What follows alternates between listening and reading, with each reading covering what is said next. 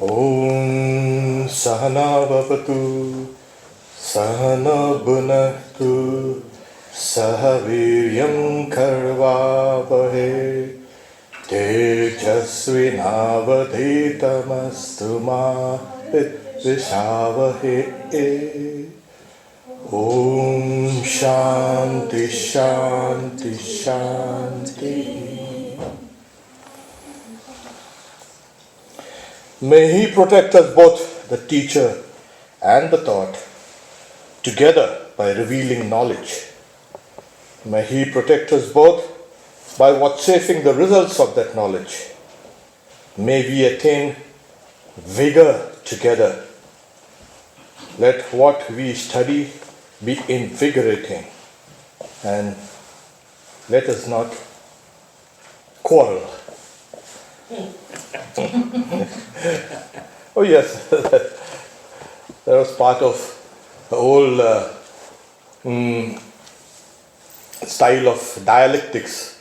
And in ancient India, the rule was, well, you can argue, and the most you can do to your opponent is tie the opponent down with his own kind of, we have a uttri, a piece of cloth. That's the only thing. You cannot hit that opponent. So, dialectics was part of the whole process of learning, as we've seen it in the Socratic dialogues. So, we arrive at truth with the argument and the counter argument. So, Katha Upanishad.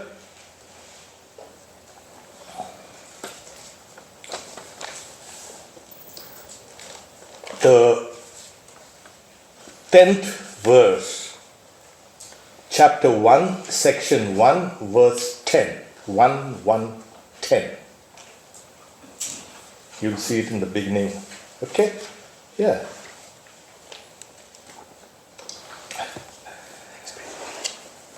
Shanta sankalpa sumanayatasya Vitamanyur Gautamo ma vimrityo Tvat prasrishtam ma bivadeti prathita Etat prayanam pratamam varam vrine.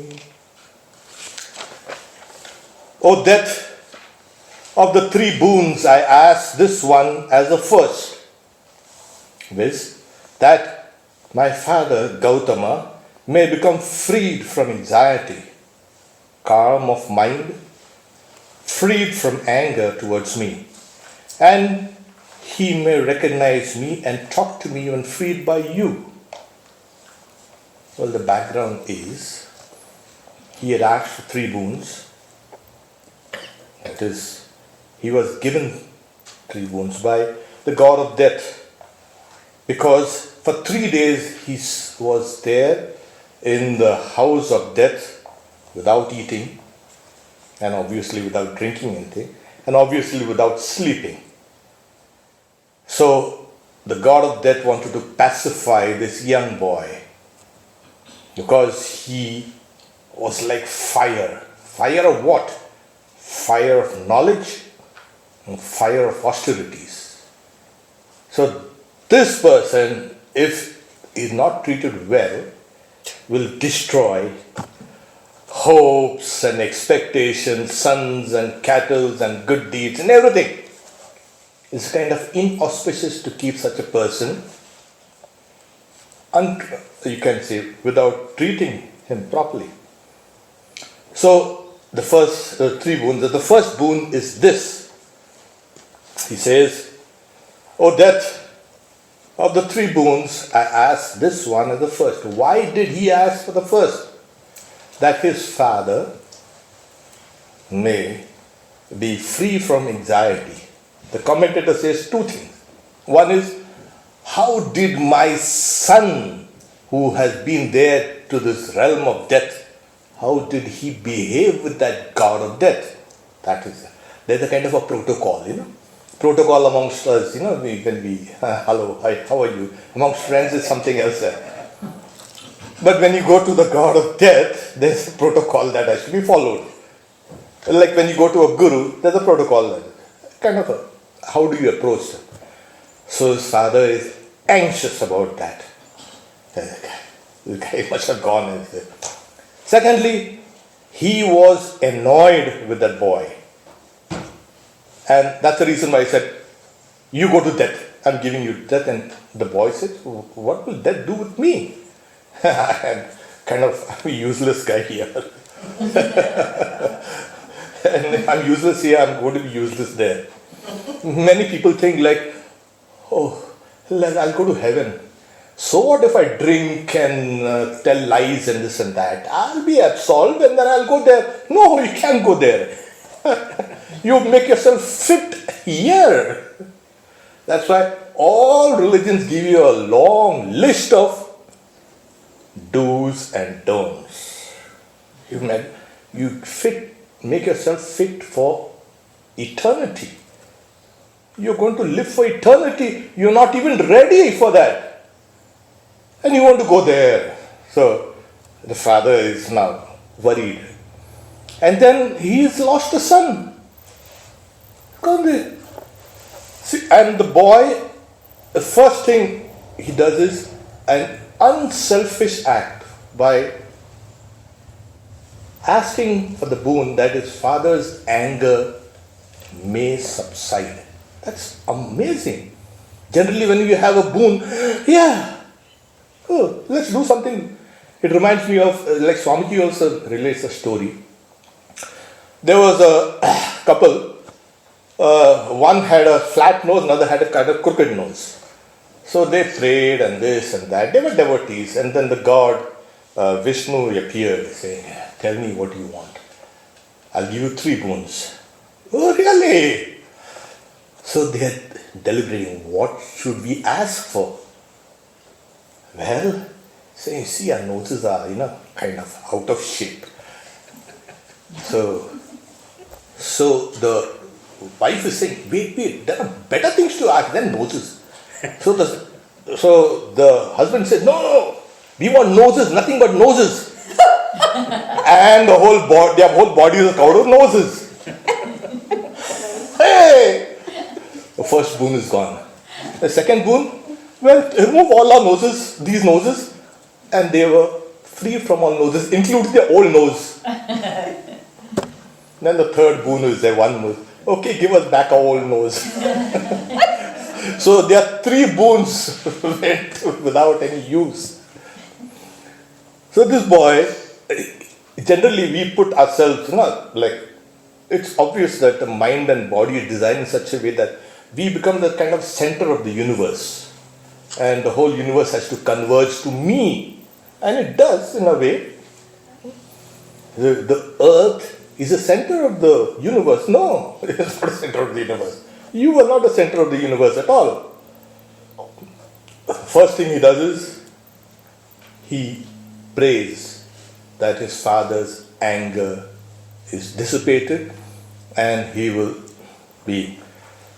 And you see what happens is, with this boon, he kind of, very clever, this boy, he's not a boy rather, he's got brains.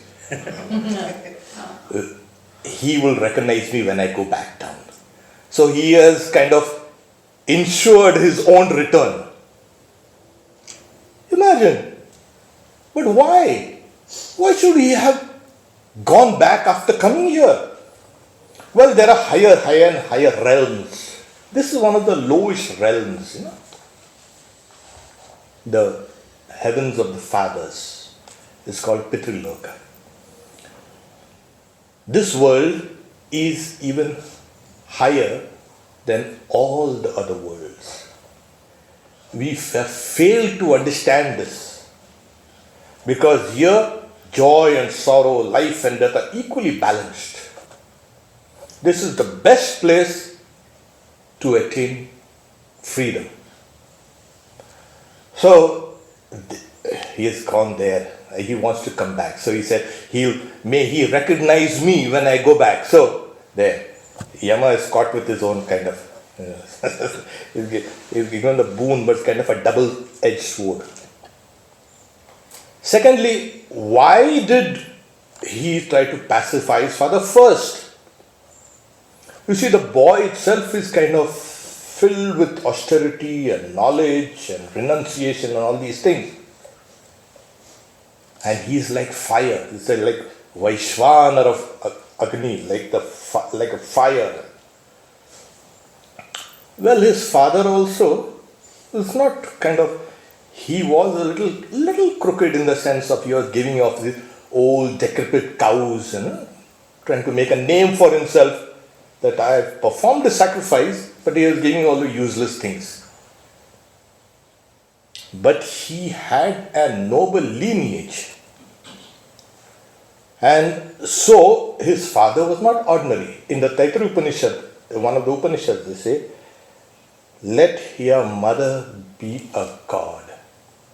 Let your father be a god. Let your teacher be a god. This is the very first thing that the child learns. Matridevo bhava, pitridevo bhava, acharya devo bhava, atiti devo. The guest is God. So we've got to treat these people as if they were gods. They are not ordinary people. And this boy has grown up in this culture of treating his mother and father and his teacher and even the guests who come with that idea of divinity. Why is it so? Because this kind of training will awaken your own divinity. Simple as that.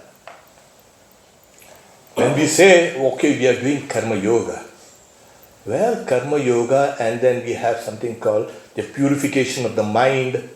That's why Swami Vivekananda said, what you are doing is a worship of Narayana. What? Yes. Everyone in front of you are veritable manifestations of that one divinity. And you've got to look at them and serve them. And that will awaken your own divinity. That's a kind of the easiest way. I mean, it was an old way, but then Swami Vivekananda has brought it back. So the first thing is, may my fathers. Then he knows his mother, we assume that his mother was alive. She is worried. She hasn't been brought in the picture, but we've got to bring in the picture that, the child of mine has gone there. And because of that stupid husband's anger, they had to go there. So, he's going to... Then his teachers, his teachers also, what happened to the bright boy who was there? He was gone. So, this is his first boon. Telling him, may my father's anger subside. We also need to understand that when we pray for ourselves, it is, it takes a longer time for God to answer prayers. Oh Lord, I've got a stomachache. Oh Lord, I've got a toothache. I've got an ache in this. And the Lord says, kind of, take it easy, don't shout then. But if you pray for others, that's when immediately God listens to our prayers. That's the best. So, what will you? That's why Swami Vivekananda says, you pray for me and I'll pray for you. In one of his great letters to Alasinga Perumal, let us both pray day and night for the millions and millions of people sunken in poverty and ignorance. Let us pray. It makes you noble. You may look ordinary, be doing the most ordinary things, but your prayers define you as being noble. There you are. If everyone around you is happy, well, you're going to be happy also.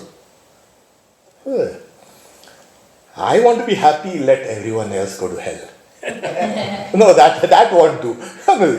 That's the reason I say, does God listen to prayers?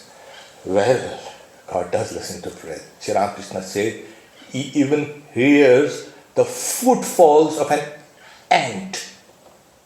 Now you see, not that the ant is, you can say, lower in creation. There are many things that ants can do that humans can't do at all. Like organizing a kind of a society. They are so perfect, organized. Yeah. And look at us.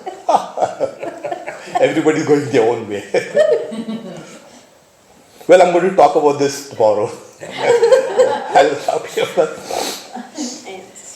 So, this is his first boon that he has asked. And the god of death, is kind of, okay, that's easy. It also signifies another thing, that the gods have the will and the knowledge, of course, to transform you. Nachiketa's father's mind is agitated, and the god of death, there in the realm of death,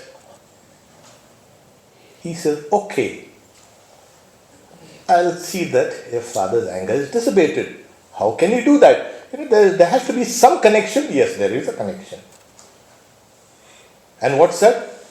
The will of God. Yes. We think we live in a bubble. This is my space. Get out of my. We don't live in a bubble. We live in a world which is connected not only with this visible, but also the invisible. There is something called a Satya Sankalpa, that is true resolve. In a pure mind, if there's a resolve, a kind of a desire, a wish, that thing is fulfilled immediately. Maybe 1 day or 2 days, but it comes. So in the minds of the gods, it's quite easy. Oh, your father is agitated. Well, okay, fine. I'll see that his agitation is over.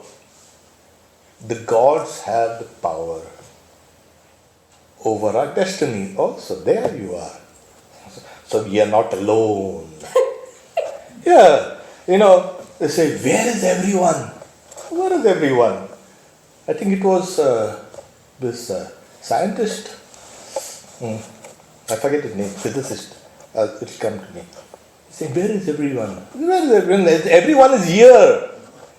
We live in the now, in the present.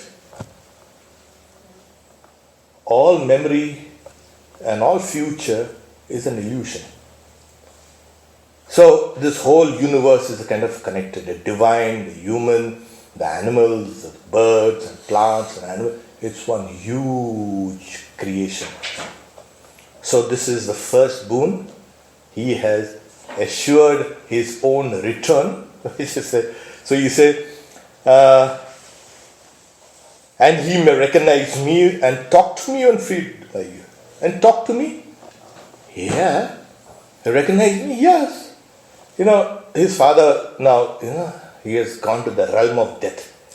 He'll come back with a kind of a hellish bodies, distorted from features probably, or a person who has gone to the realm of death is a kind of a disembodied.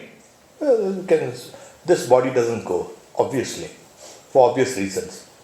But there was one attempt made because there was a king who wanted to go to heaven with this body. And what happened was, he took advantage of two quarreling sages, both greats. One was Vasishta and one was Vishwamitra. So he goes to the sage Vasishta. The king's name is Trishanku. Trishanku means he had committed 3 major sins. That's why he was a Trishanku. So he goes to Vasishta, the sage Vasishta. He was a Brahma Rishi. One of the greatest of the sages. He said, I want to go to heaven. He said, sure, you can go to heaven with this body. Get out! Yeah. He goes to Vishwamitra, the other sage.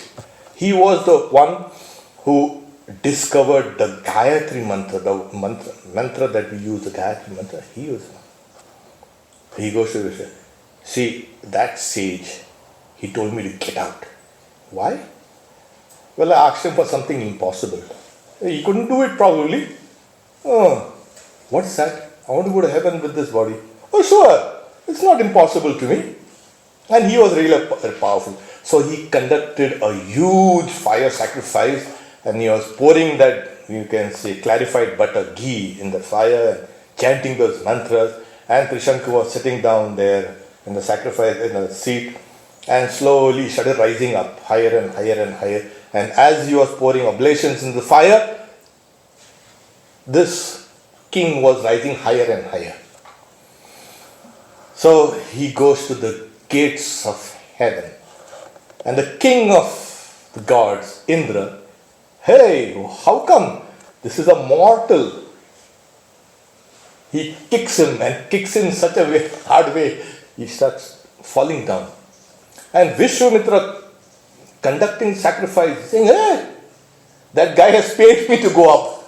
And you got to offer a kind of a honorarium to that priest or the sage.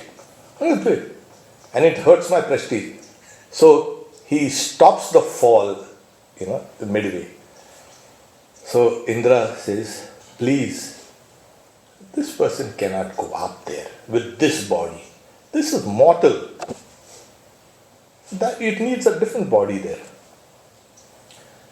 No, I want to send him up there. See, he can. It's against the rules. Well, if it's against the rule, I will create another separate heaven right where he is there, hanging up there. And he begins chanting some other mantras, and he is slowly building up another realm there. So Indra said, okay, wait. Let's have a kind of compromise. Don't build that. So what happens, and that's why in India, we say, he's like a kind of a Trishanku avastha. That is the state of like Trishanku, neither there nor here. So that was kind of built as kind of a small buffer zone. He stood there and he was there. So Nachiketa's father knows that this gross body hasn't gone to the heaven, to the realm of the gods, the god of death. Some other body has gone. The inner, we have three bodies, you see. We have the gross body, then we have something called a subtle body inside, and even inside is called a causal body, Karan Sharir. So the subtle body has to be purified to go there, to experience all these things. So the body has been left behind his command. He's a disembodied. And the idea is you should not look at somebody who is disembodied. Kind of it's a ghost there. He's a ghost. He turns his face away from me. So and may he recognize me and talk to me. So father might not want to talk to a ghost. Who wants to talk to a ghost? And especially my son. So this is the idea in this verse, that the first boon might eradicate all misgivings in his father's mind, free his mind from anxiety, and may he recognize me and talk to me when I return. So he has guaranteed his return. So the next verse 11. Yata purastad bhavita prateta audhalaki aruni mat prasrishta sukam ratri shaita vitamanyu tvam dadrishivan mrityumukat pramuktam. Yes, so the translation is, having recognized you, this is my son. He says, the father, this is my son. Audhalaki Aruni. In the previous verse, his name was given as Gautama. The father's name was Father Gautama. Here is Audhalaki. There's a son of Uddhalaka. Uddhalaka was a great sage, and Aruni also was another great sage. The god of death saying, I know your past. I know the whole of your, can say, lineage. So, having recognized you, Audhalaki Aruni will be possessed of affection, just as he had before. Seeing you freed from the jaws of death, he will get over his anger and will, with my permission, sleep happily for many a night. Yeah, he will not have to take those sleeping pills. He'll be free to sleep. So that's another kind of a half boon he has already given. So, why did this sage Kataka Rishi use Audhalaki Aruni? What happened was when a family does not have a son to perform certain rituals which only male children could do. If they had a daughter and she grew up, they had her married, but with the stipulation, with the condition, yes, but her son will be able to do my family rituals as well as that married, that the house where she is married there. So it was okay. So in many cases there were sages who had two family names. And we have Nachiketa's father from one side, from Uddhalaka, which we find him mentioned in the Chandogya Upanishad, and Aruni in the Taittiriya Upanishad. So we have these two great lineages kind of, commingling in this Nachiketa's father. And obviously Nachiketa. So here he's saying he will be possessed of affection just as he had before. He was around 9 or 10 years old. That's what. He had not attained maturity. But he was by that time in ancient India invested with the duties of performing Vedic rituals, which is important. By the time you're 8 or 9, you're initiated into that mantras and then you perform it. So he was well aware of these various, besides he was also studying the Vedas at the school.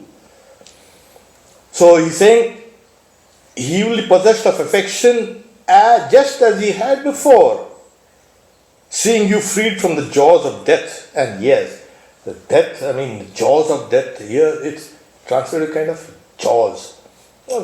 It's kind of mouth of death. Mrityu Mukhat is like mouth of death. It's like you enter into a kind of a cave.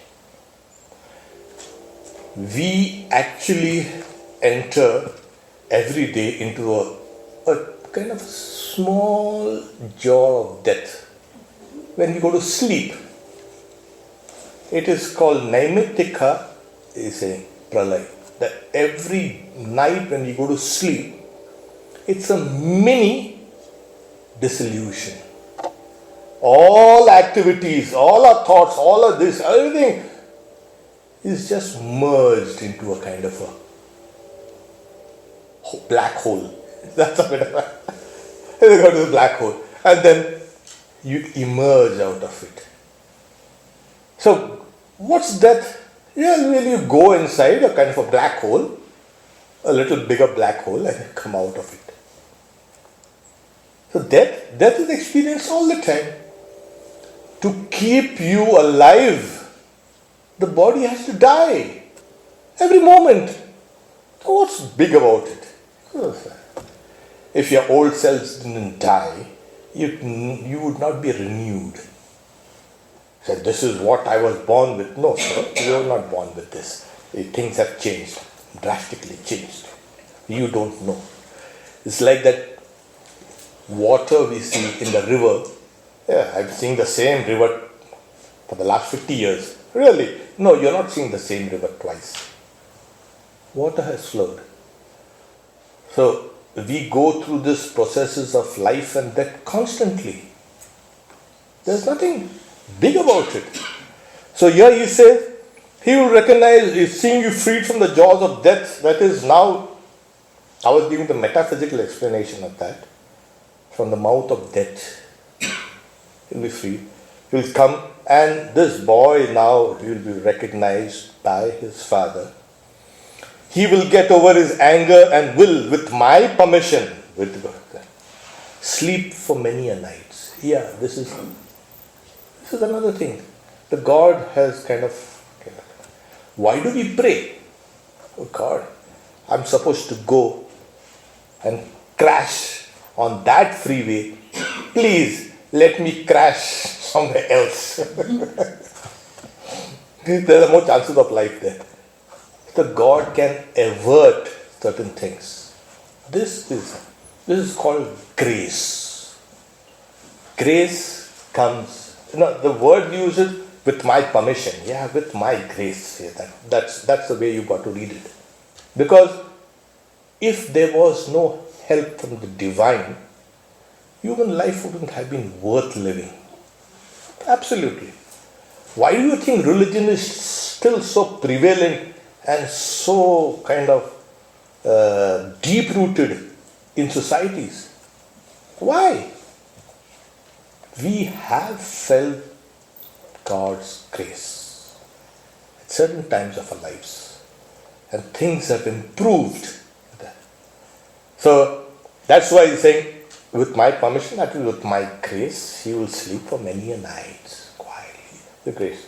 It reminds me, Swami Satyamayananda, he was called Katha, the youngest, called a baby Swami, because he was so simple and childlike. So one day, Swami Vivekananda was mighty pleased with him. Why? Because this Swami had prepared his hookah so beautifully, kind of smoothly. There's a kind of very complicated. Those who smoke, they know how to smoke the hookah. And if it's bad, So Swamiji was mighty pleased, saying, "Hookah, come here." Now Hookah was dreading a scolding.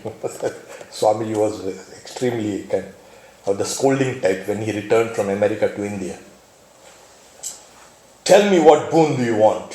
I'm so pleased with you." So it's like something like this. "No, I don't know. I have everything." So Swami Brahmananda, Raja Maharaj is standing behind.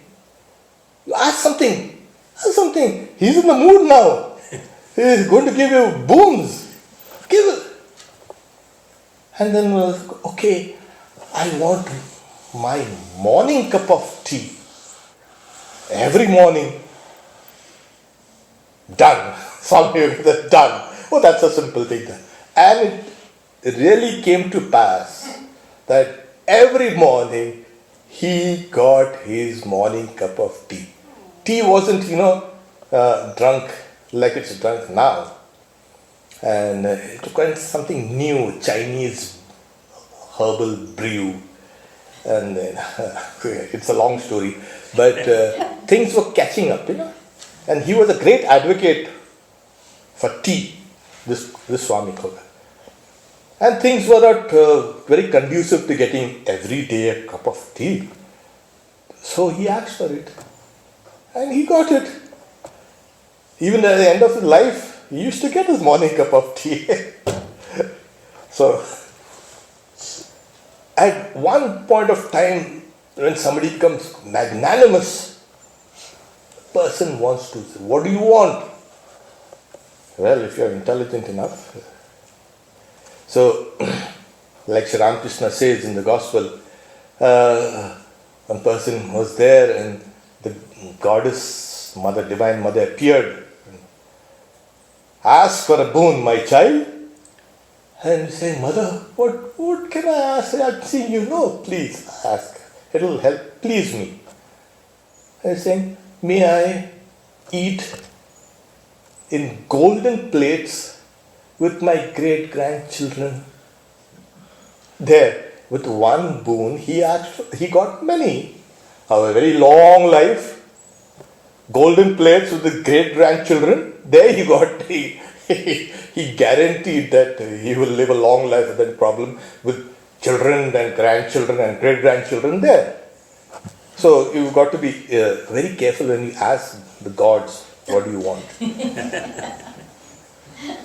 Yeah, there's something called, it's very popular in India, Ulta Bujli Ram. Oh Ram, you have understood it incorrectly. So there was a holy man, Sadhu. He was walking up and down the country. You got to walk barefoot and he was tired. And one day he thought, if I could have a horse, I could sit on the horse and ride about freely. So he asked Rama, oh Rama, give me a horse. Give me a horse, give me a horse. And he kept on praying. I want a horse, I want a horse, I want a horse. One day he was walking down a village path. The kings, you can say, soldiers were going out and were riding, of course, the cavalry, unit of cavalry. And one of the horses, you can say, gave birth to a kind of a foal. Now they are in a fix. Who is going to look after this? They found that holy man, give me a horse. Oh Rama, give me a horse. Say, come here, we'll give you a horse. It is her, put it round your shoulders and follow us now. We are going to leave the horse back. So he had to carry that baby horse on his shoulders and walk. Oh Rama, you understood things incorrectly. Oh Rama, you understood things incorrectly. So you've got to be careful of what you're going to ask. That's why I say Ulta Bujli Ram. You understood? I wanted a horse to ride. Now I'm carrying a horse. So one has to be careful on what and how you're going to ask of the gods. Because they are supposed to be cleverer than us. And they are. But here I was talking about magnanimity. He's the god of death. He's right. He's magnanimous. That's why he wanted to give him 3 boons. And the first boon was this. So he said, don't worry. Your father is going to be perfectly all right. He'll recognize you. He'll speak to you as he did before. And he will be able to sleep for many a nights without any sleeping pills, without any worries. Now, the next one is, what happens is, the Upanishad is speaking about, these are the kind of substructures in the verses. It means, the next boon he's asking for heaven. He has seen the realm of death, of the forefather, and now he wants to go one notch higher, the realm of the gods. Why? Vedanta says, until and unless you have renounced these 3 levels of enjoyment, this world, Bhu, the nether world, Bhuva, and the Swa, the higher realm of the gods, you cannot be an aspirant for Vedanta. This world can be won through work, karma, Vedic sacrifices. The other world can be won through these sacrifices plus meditation. So you can do both and then you can reach it. Secondly, he is asking this boon because everybody's goal is, I want to go to heaven. Yeah. So the Upanishad also is trying to tell you that this is what you need to do to go to heaven, if you want to go to heaven. Who doesn't want to go to heaven? But there are a lot of preconditions there. You fulfill them and then you go. Yeah.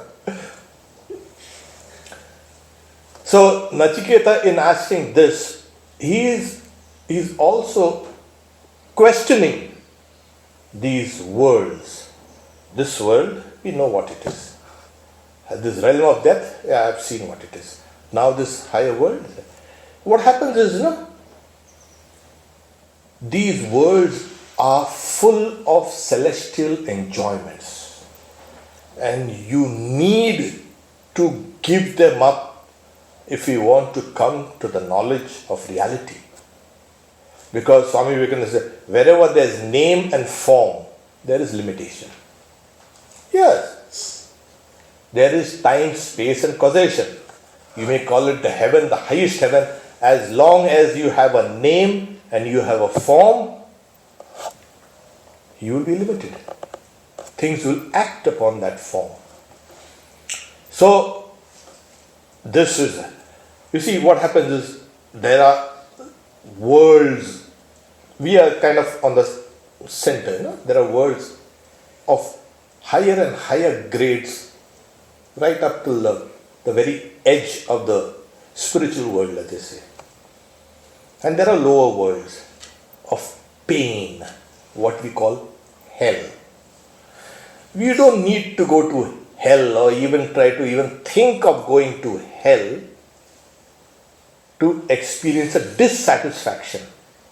The idea is your mind should recoil from things and go towards God. And what holds us down? It's a sense of an experience. I like a little chocolate ice cream. Why not? Wait, I'll take my meditation later on. Meditation becomes like a kind of a medicine, bitter pill sometimes. I'll have a chocolate ice cream. There you are caught. And in these higher, superior, finer worlds, the enjoyments are even superior and finer. They'll trap you. You will never know the reality. So, once you understand these things, your mind can come away from this. And later on we'll see how the god of death, he teases Nachiketa. He dangles that carrot, in front with that stick. Here you are. And he says, no, I don't want that carrot. You want me to go to the carrot. And Yama is mighty pleased. This guy is serious about what is after death. When a person dies, some say the person exists. Some say the person does not exist. I want to know the truth. And the god of death is trying to dissuade him from various things and distract him. He says, I've come for this. This is my third boon and I'm going to stick to it, and there it is. So the reason for asking this, the knowledge of how to go to heaven, is, does this heaven business really exist? You see, once again we'll come to Swami Subodhananda, Takhoka Maharaj. He used to love to read these ancient mythological tales.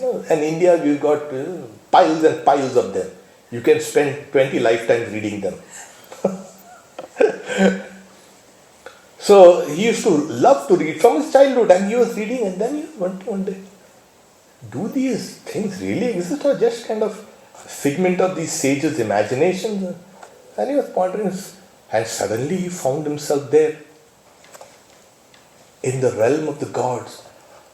And he says, everything is so pure, so white, so blissful, so beautiful. And there are some people who came and they're saying, how come you're here? You're not supposed to be here. And he says, well, I've come here by the grace of Shri Ramakrishna, by whose grace you all have become gods. And they kind of laugh. And the language is something like a little Sanskrit and little, like a jingling words, kind of sing-song, language. And then he sees Shri Ramakrishna there. Come, I'll take you and show you around. And he did take him and show him around.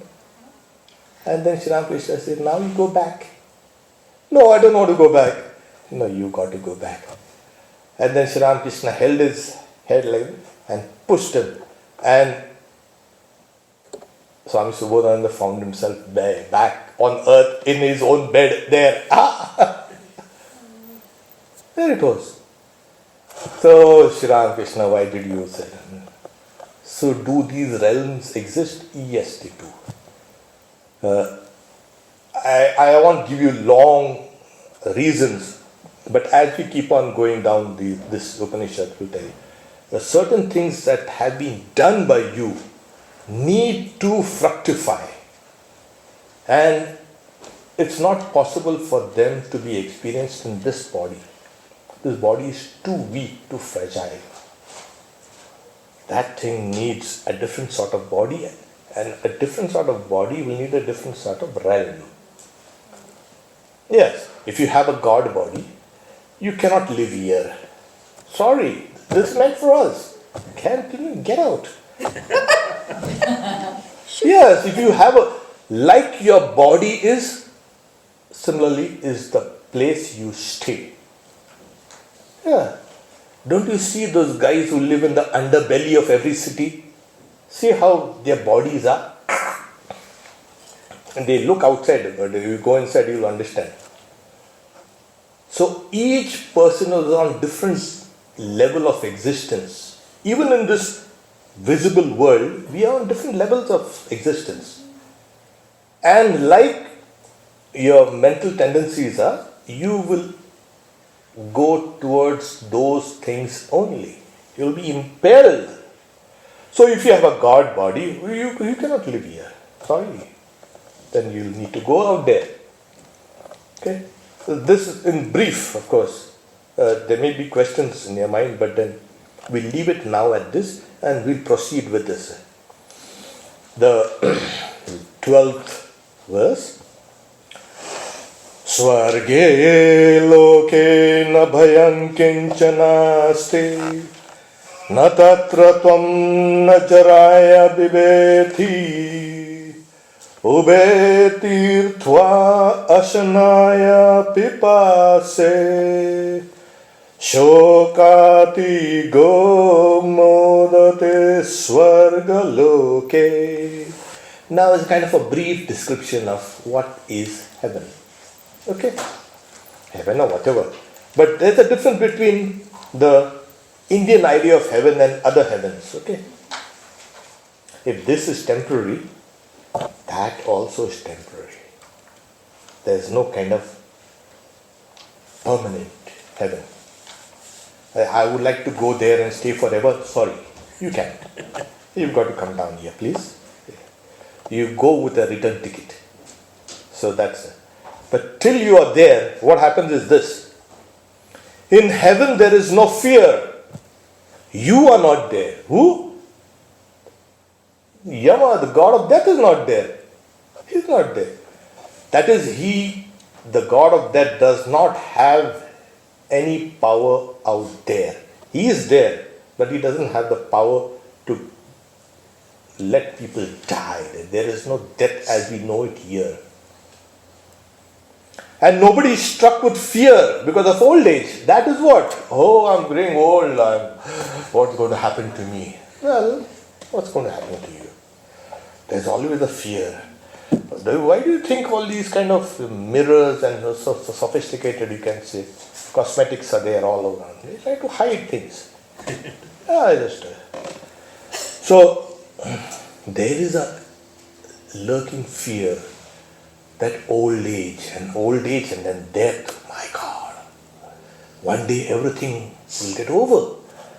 Yes, Swami Vivekananda says, even the strongest mind, however hardened, will recoil and ask, the work of a lifetime slips between my fingers. Is this how it's going to end? Yes, this is how it's going to end. But what about me? Well, who are you? What about you? Yeah. So there's nobody stuck there in heaven. There's no old age. And having transcended both hunger and thirst, there is no eating, there is no drinking, there is no sleep. So better be careful what you're going to do there. Because this life here is engaged with finding food, finding water, finding shelter, and trying to escape disease and death. Well, there is nothing, all these things are not there. So what are you going to do? You might get bored, So having transcended both hunger and thirst and crossed over, there's no sorrow. Who's going to sorrow for whom? One rejoices in the heavenly world there. There is only joy, joy, joy. Of course, the rest of the Upanishad, these are temporary kind of stations on the way. If you get caught here, you will never know the truth. You will only be enjoying. Like a kind of, suppose you have like, again once, that chocolate ice cream, 1, 2, 5, 10, 20, 100, you're going to get disgusted. Well, if you go to the realm of the gods and you have 20, 100, 1,000 chocolate ice creams, you won't get bored with that. You will keep on eating. But you will start questioning, is this what I've come for here? To eat chocolate ice creams? After all the trouble I took? No! I want something higher. And then they start questioning. So, you see, what happens is, there is that inquiry, and then all the good deeds that you have done have taken you there, and once the good deeds are exhausted, you come down. As in the Chandogya Upanishad, also in another Upanishad, even the highest and the highest of realms are subject to the laws of this universe. We think we are the center of the universe. No. There are plenty of universes. There are universes within universe. There are multiverse and multi verses. There are realms within realms. Even in this world, there are realms within realms we are not aware of. Our awareness is so limited. Swami Vivekananda said, like a fish in the deep ocean, if it's brought to the surface, it will smash. It will explode. Explode why? Because the pressure of that water had kept its body going. When the pressure is off, you go off. So, our consciousness is extremely limited. There are realms and realms here in this visible world.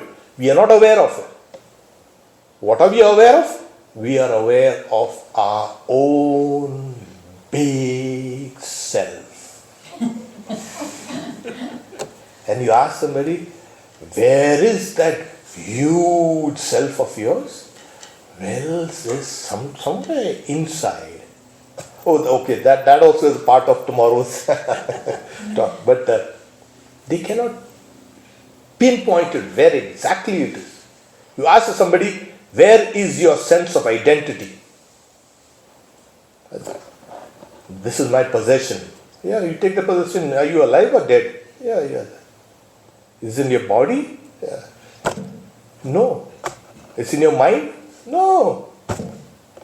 Then, where exactly it is? I don't know. So, your big, fat self, which you are fattening every day, itself is a kind of an illusion. Well, so, how do you get out of this? So, even the realm of the gods is no solution to this getting out of this illusion. We need to do. But these are the things we will find there. That there is no hunger, there is no thirst, there is no sleep, there is no fear of old age, no fear of death, and the person is happy, he rejoices. Good, taking a kind of a break. So, Nachiketa will ask the science of how to go to these realms. In order, see, until unless you don't know a particular thing, you will renounce it for a higher truth. Because life is a kind of a series of renunciations. It's renunciation meant for everybody. You renounce the lower for the higher. Either you come to this talk or you watch a kind of a movie. What do you want? The choice is yours. Well, I'll go for a movie. Well, the choice is yours. So you have given value to certain things and that becomes enlarged in your mental horizon. You devote more time there. And that is what catches you, holds you, imprisons you. So it's always a question of choice. So you sacrifice the lower for the higher. And as you do that, you keep on getting more and more nobler, more and more higher, and more unselfish. And slowly, you become purified.